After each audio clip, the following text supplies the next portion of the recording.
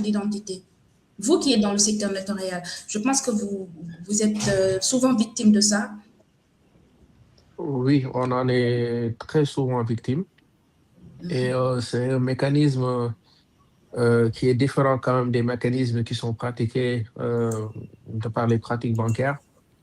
Alors, ce qu'il faut comprendre, c'est que le notariat, déjà, c'est un métier de contact. Donc, nous, quand même, nous privilégions le contact physique. Parce que jusqu'à présent, en fait, avec le système de la dématérialisation, quand une opération doit se dérouler, il faut que le client se présente. Donc, c'est là où maintenant intervient le faux.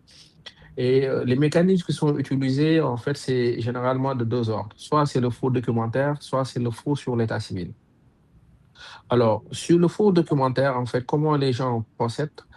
Parfois, ils vont essayer de se rapprocher de la conservation foncière, surtout si c'est en matière immobilière. Donc, à partir de la conservation foncière, ils vont tout simplement introduire une demande d'état de droit réel portant sur un terrain qu'ils ont déjà ciblé auparavant. Donc, le mécanisme, c'est de s'assurer que le terrain est déjà c'est un terrain nu. Donc, généralement, c'est très rare que ces cas de faux s'opèrent sur des terrains qui sont bâtis.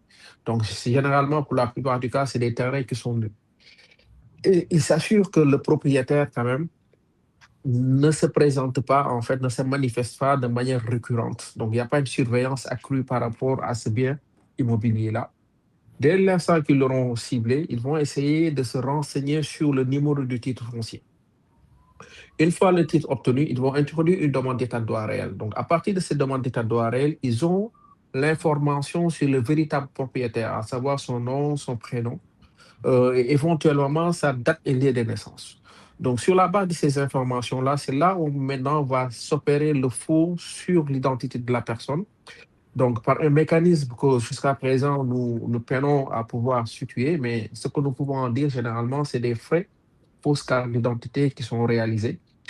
Et sur ces informations, donc, on va revoir comme info la photo de la personne qui a usurpé l'identité du véritable propriétaire. Donc, avec les noms, prénoms, date, lieu de naissance des véritables propriétaires. Donc, naturellement, nous, notaires, le faux devient apparent. Et si on réalise les transactions, donc ça veut dire que tout simplement, il y a un risque qui est opéré. Donc, ce sont les deux mécanismes véritablement de faux que nous rencontrons. Il peut également, on a rencontré d'autres mécanismes de faux, c'est sur le faux sur les jugements, notamment en cas de jugement d'hérédité. Donc, on a rencontré également des faux sur les jugements d'hérédité qui sont établis, qui sont censés être établis par le tribunal d'instance.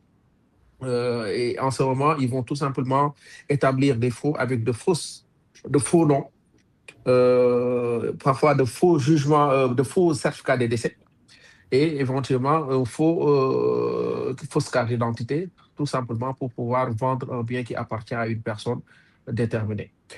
D'autres faux également sont opérés, c'est la falsification d'actes notariés. Donc, il nous est arrivé quand même de retrouver des gens qui ont falsifié la signature d'un notaire.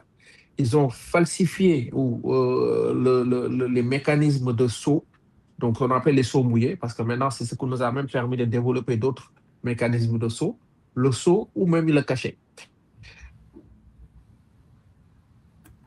Parfois, selon les cabinets, il peut y avoir des différences sur l'utilisation, sur la forme du sceau. Et donc, tout ça, ce sont des mécanismes que nous retrouvons dans la pratique. Donc, principalement, ce sont des faux sur le document, faux documentaire, et les faux sur les papiers d'état civil.